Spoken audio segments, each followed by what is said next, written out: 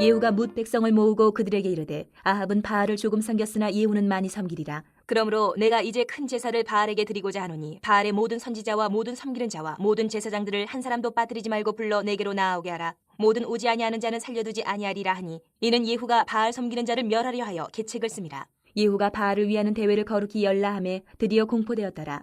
예후가 온 이스라엘의 사람을 두루 보냈더니 바알을 섬기는 모든 사람이 하나도 빠진 자가 없이 다 이르렀고 무리가 바알의 신당에 들어가매 바알의 신당 이쪽부터 저쪽까지 가득하였더라. 예후가 예복 맡은 자에게 이르되 예복을 내다가 바알을 섬기는 모든 자에게 주라 하매 그들에게로 예복을 가져온지라. 예후가 레갑의 아들 여호나답과 더불어 바알의 신당에 들어가서 바알을 섬기는 자들에게 이르되 너희는 살펴보아 바알을 섬기는 자들만 여기 있게 하고 여호와의 종은 하나도 여기 너희 중에 있지 못하게 하라 하고 무리가 번제와 다른 제사를 드리려고 들어간 때에 예후가 80명을 밖에 두며 이르되 내가 너희 손에 넘겨주는 사람을 한 사람이라도 도망하게 하는 자는 자기의 생명으로 그 사람의 생명을 대신하리라 하니라.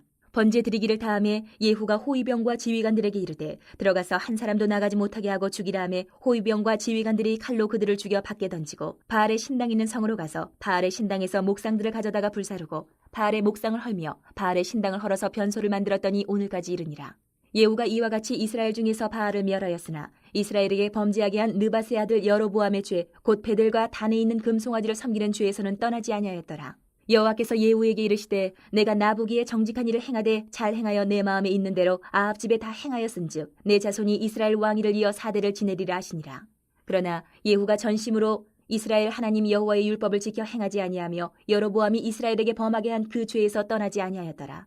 이때 여호와께서 이스라엘에서 땅을 잘라내기 시작하시매 하사엘이 이스라엘의 모든 영토에서 공격하되 요단 동쪽 길르앗 온 땅 곧 갓 사람과 르우벤 사람과 므낫세 사람의 땅 아르논 골짜기에 있는 아로엘에서부터 길르앗과 바산까지 하였더라. 예후의 남은 사적과 행한 모든 일과 업적은 이스라엘 왕 역대 지략에 기록되지 아니하였느냐. 예후가 그의 조상들과 함께 잠에 사마리아에 장사되고 그의 아들 여호아하스가 그를 대신하여 왕이 되니라. 예후가 사마리아에서 이스라엘을 다스린 횟수는 28해이더라. 여러분, 복 받는 것 우리가 성경에서 교회에서 많이 듣습니다.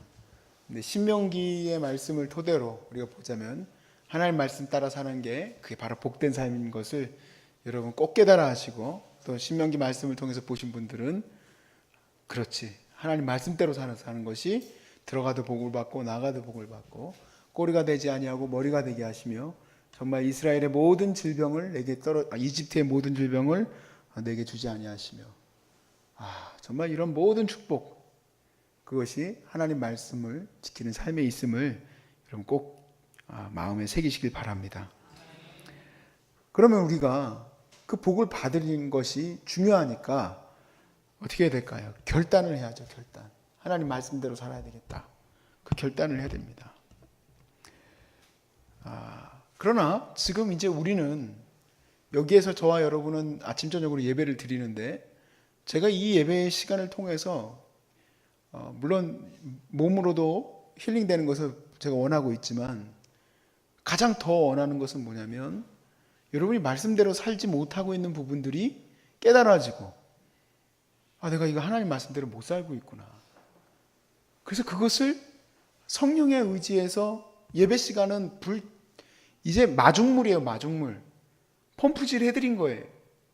그러니까 지금부터는 성령님과 독대해서 내 이 문제가 해결이 돼야 되는 시간이에요. 그거를 내가 너무 피곤해서 안 되겠다 주무셨으면 점심 이후의 시간에 여러분들은 다른 사람들과 지내던 거 요양병원에서 많이 하셨잖아요. 지금부터는 뭘 해야 됩니까? 하나님과 내가 독대하는 시간이 필요해요. 그거가 병들었는데도 불구하고 그 시간이 없으면 언제 하시겠어요? 세상에 나가서 언제 해요, 그거를? 내가 사명받고 해야지. 그럴 시간이 없어요. 여기 와 있는 시간이 저도 길 줄 알았는데 또 그렇지도 않아요. 방금 시간이 가요. 우리의 기쁨, 우리 안에서의 생명이 나오는 것들은 세상적인 것에서 나오지 않아요. 내 안에서의 이 모든 희락과 즐거움과 평화와 화평, 내 안에 있는 이 모든 세포들이 다시 회복되는 역사는 내 영이 살아야 되는 거예요. 여러분, 그거를 여기서 살리지 못하면 누가 살리겠습니까? 저는 마중물을 하는 사람이에요. 결국에는 여러분이 1대1로 하나님과 만나야 돼요. 내 안에 하나님의 성령이 깨닫게 하시고 정말 결단하고 하나님과 여기서 기도하는 시간들이 채워질 때 저는 그때 가능성이 있다고 생각을 합니다. 그때에서야. 그건 누구도 해줄 수 없어요. 누구도. 우리 목회자들한테 그런 얘기를 해요. 우리 목사님들 설교 준비하느라고 토요일 날 하루 종일 비워야 된다고. 저는 설교 준비할 시간이 솔직히 얘기하면요 30분에서 40분 주어져요. 이 한 편 준비하는데 제게 주어지는 시간이 30분 정도 주어져요. 30분 40분. 말씀을 보면요 바로 나와야 돼요. 내가 보고 이게 무슨 말이지 하고 공부할 시간이 없어요. 그럼 또 잘못된 걸까요? 아니에요. 그동안 16년 동안 유학도 하고 준비해왔었던 수없이 많은 준비를 해왔던 것들이 지금의 내 모습의 과정이에요. 근데 이 얘기를 할 때요 그런 얘기를 해요. 이동호 목사님이 그런 얘기를 했는데 목회자들의 설교 준비 시간은 사실은 일평생이지 몇 시간 준비하세요? 그게 아니라는 얘기죠. 근데 그때 예화가 의사 선생님이 수술을 하실 때 의사 선생님 수술 준비 몇 시간 하세요? 하고 묻는 사람은 아무도 없어요. 그분의 평생의 준비가 그 시간에 나오는 거예요.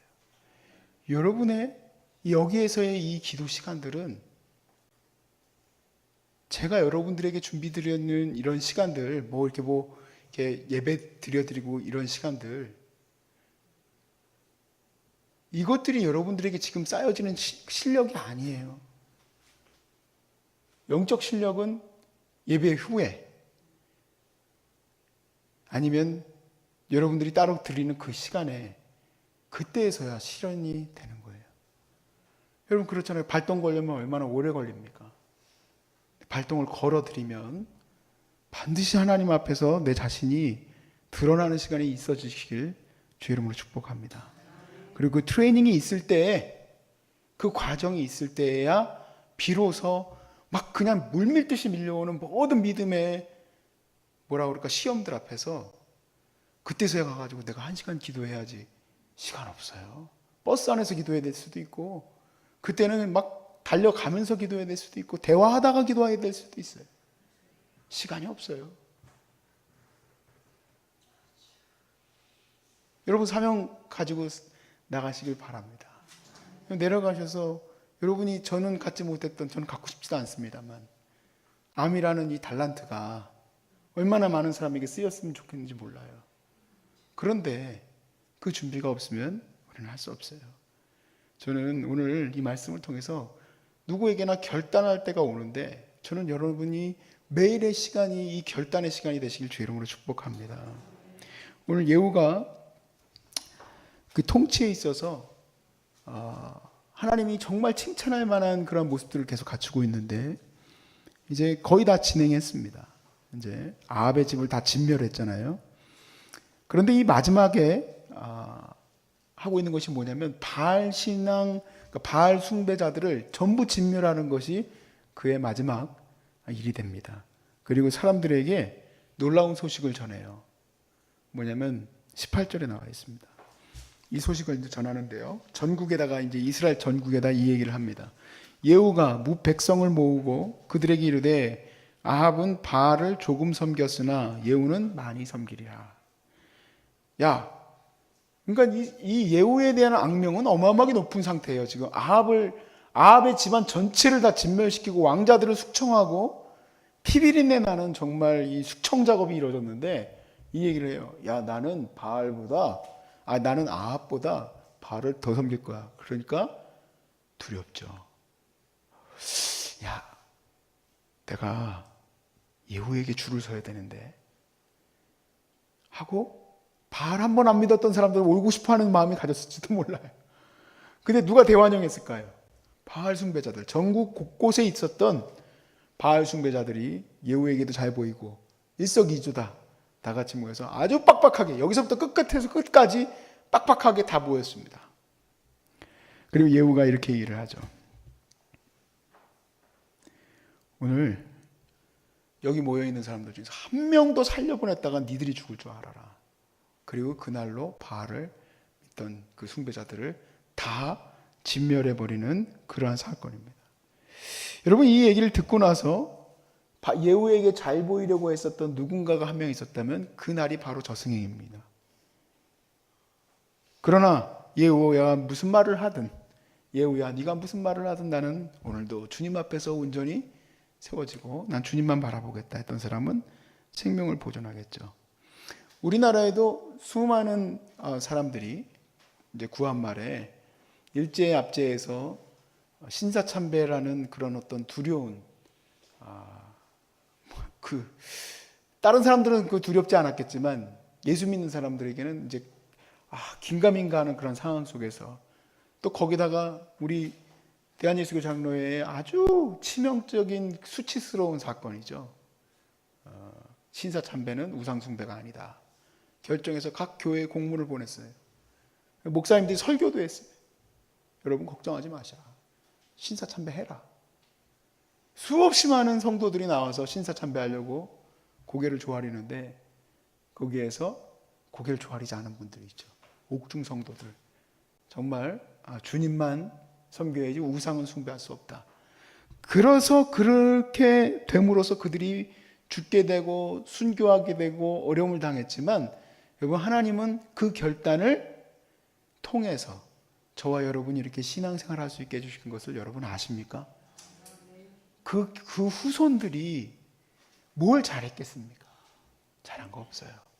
다만 그 순결한 선택을 했던 우리 조상들 몇 명이 하나님께서 보시기에 합당하셔서 다른 나라, 일본도 있고 중국도 더 먼저 들어왔어요. 기독교가 먼저 들어온 나라들이에요.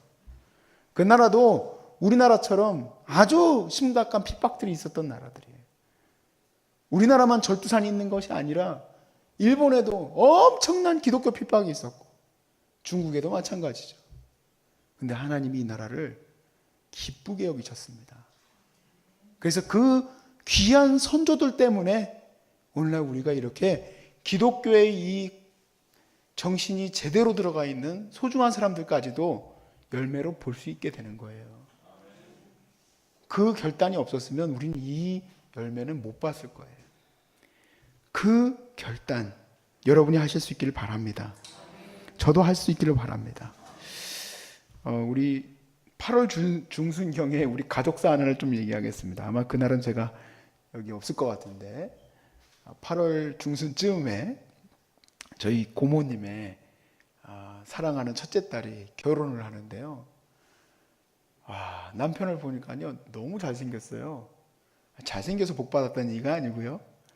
너무 예쁘고 너무 잘생긴 이 두 형제 자매가 이제 한국에 나와서 둘 다 이제 미국에 있는 지체들인데 한국에 나와서 결혼을 하려고 이제 준비했다가 결혼한다고 하는데 너무 예쁜 거예요. 애들이 예쁘고 잘생기기만 했으면 예쁘지 않았을 거예요. 그런데 그 신앙과 그 믿음과 하는 모습들이 너무 예뻐요. 사실 우리 고모님이요. 우리 집은 원래 불신자 집안 아닙니까? 우리 고모님은 우리 아버지하고 나이 차이가 20살이 넘게 차이 나요.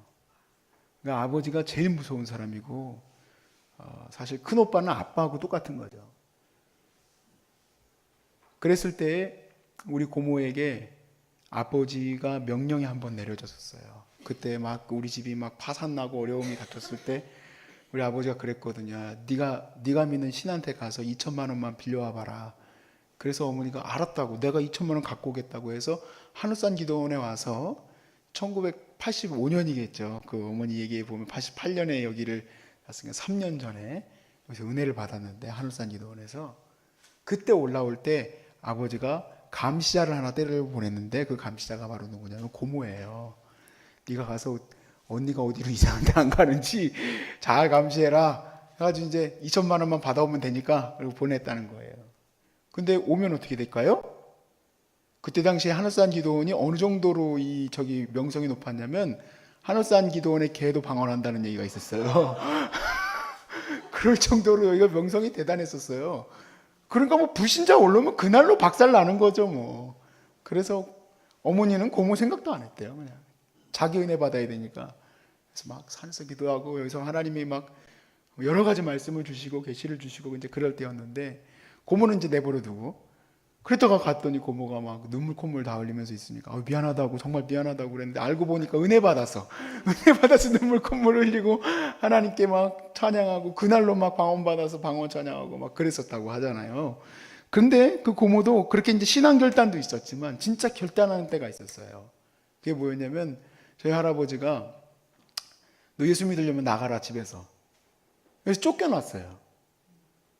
집에서 쫓겨났는데 갈 데가 없으니까 아버님이 그때 이제 막 그 타이밍은 그때예요. 1년, 2년, 3년 그때 교회를 개척했는데요. 그 개척교회 요런 쪽문이에요. 요런 이제 그 방이 있는데 거기서 이제 지내게 된 거예요. 처녀가 거기서 지내게 됐는데요. 그때 그 결단, 집에서 나와서 살 수밖에 없는 그 결단이요. 지금 오늘 8월에 지금의 이 축복을 제가 됐음을 느꼈어요. 그렇구나. 그때 그 결단이 얼마나 기쁜 결단이었나. 너무 힘들고 어려운 결단이었지만 쫓겨났지만 또 그리고 그 뭐 과정은 다 설명할 수 없고요. 그리고 나서 많은 수치스러움과 어려움이 있었겠죠.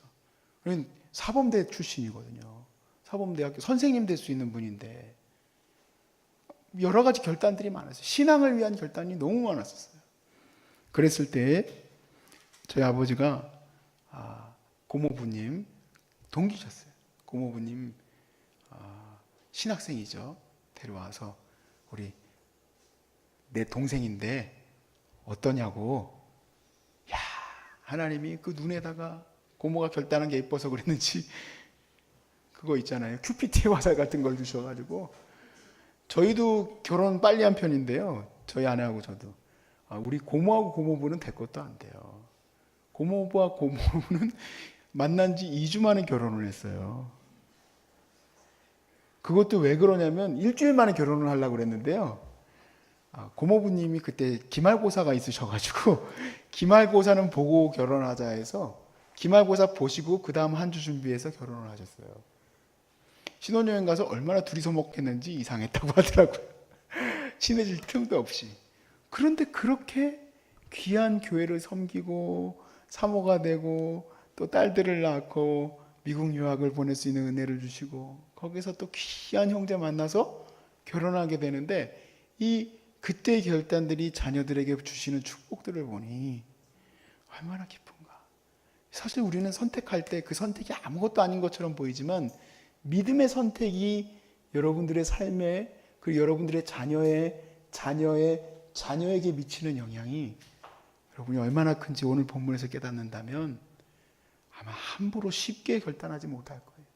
쉽게 내가 편한 거로 선택하지 못할 거예요. 여러분 반드시 신앙을 선택하시기 바랍니다. 믿음의 선택. 그래서 예후는 이 선택으로 인하여 4대가 복을 받는 은혜를 얻습니다. 4대가 복을 받아. 하나님이 예후에게 내가 너의 4대까지 왕위를 지킬 수 있도록 해주겠다.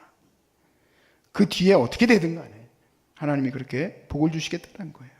다만 그런데 여러분 여기서 우리가 또 교훈을 얻게 되는 것이 우리가 결단하고 나가는 것은 한 번 그렇게 하고 끝날 것이 아니라 끝까지 완전하게 하나님 앞에서 결단하고 그 주님이 원하시는 삶에 서야 된다는 것을 느껴요. 예후는 다 했지만 역시 여로보암의 죄는 해소하지 못했어요. 여로보암의 죄는 뭘까요? 당시 이스라엘 왕들에게는 두려움의 마음이 있었어요. 남과 북으로 나뉘어져 있는데 하나님 말씀은 오직 예루살렘에서만 예배를 드려야 된다는 거예요. 그런데 여로보암은 베델과 단에다가 이스라엘 땅의 끝자락과 끝자락에 자기가 하나님 말씀에 나오지도 않은 제단을 만들어 놨던 거예요. 근데 그 죄를 어떤 왕도 해결한 사람이 없습니다. 마치 나라가 없어질 것 같은 두려움이 있었던 거예요. 신앙생활에 정말 내 모든 가진 것이 다 무너질 것 같은 그런 시험이 오겠죠. 내가 이것까지 포기하면 다 무너질 것 같죠. 근데 무너지는 게 아닌데 그것을 못 지켜요. 우리는 여로보암의 죄를 짓고 있는 이스라엘 그 북이스라엘의 왕들을 보면 왜 이걸 못하지 하지만 결국 내 자신을 보면 내 자신을 지금 지탱하고 있는 모든 시스템이 사실은 우상숭배와 세상의 근원과 물질과 이런 모든 것에 내가 박혀 있는 것들을 잘라낼 수 있을까? 못 잘라내는 거예요. 못 잘라내는 거예요. 그 기도에 대한 부분은 제가 나중에 더 물어봐야 될 것 같은데, 어머니가 그 기도를 했대잖아요. 돈을 얼마나 많이 버는지 돈을 쓸 시간이 없어가지고 하나님이 이 돈을 다 걷어가 주십시오 했더니 일주일 만에 다 걷어가셨다, 그런 얘기를 했는데, 그 돈은 진짜 무슨 말일까? 여러분, 그런 기도를 할 수 있을까요? 내 신앙생활에 이게 도움이 안 되니까 이거는 걷어가셔도 되겠다, 남들이 다 신으로 생각하는 돈을 걷어가 달라고 할 수 있을까요? 어렵겠죠. 여지가 없어야 됩니다. 내 신앙이 지금 여러분, 우리가 항암 받을 때 얼마나 죄와 비슷한지 여러분들이 누구보다 더 잘 아시잖아요. 암이 조금이라도 남아있으면 끝난 게 아니잖아요. 그래서 심지어는 끝났는데도 불구하고 항암을 하잖아요. 끝났는데도 불구하고. 하물며 암도 그러한데 죄가 지금 같이 없어져야 될 때 아니겠습니까? 여러분, 얼마나 귀하게 쓰시려고 하나님께서 이렇게 큰 어려움을 주셨겠어요. 그렇다면 누구보다도 더 내 안에, 내 인생에 아주 정말 암처럼 꽉 박혀있는 이 죄를 반드시 없애야 되지 않겠습니까? 반드시. 저는 그렇게 될 수 있길 바랍니다, 여러분이. 그래서 그것을 결단하고 가십시오. 주님, 해결해 주십시오. 이 문제가 반드시 내 인생에서 더 이상 자리 잡지 못하게 해주십시오. 관계의 회복과, 또 그리고 내 안에서 주님을 향한 뜨거운 마음과, 또 세상에 대한 원망과, 또 그리고 하나님 내 안에 주신 가족들에 대한 쓴뿌리들, 여러 가지.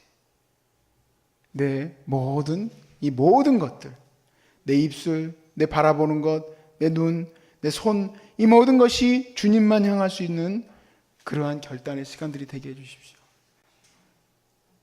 그게 우선순위가 될 수 있길 바라고, 여러분, 예배의 모든 시간들이 그런 것들로 가득 채워질 수 있기를 주의 이름으로 축복합니다.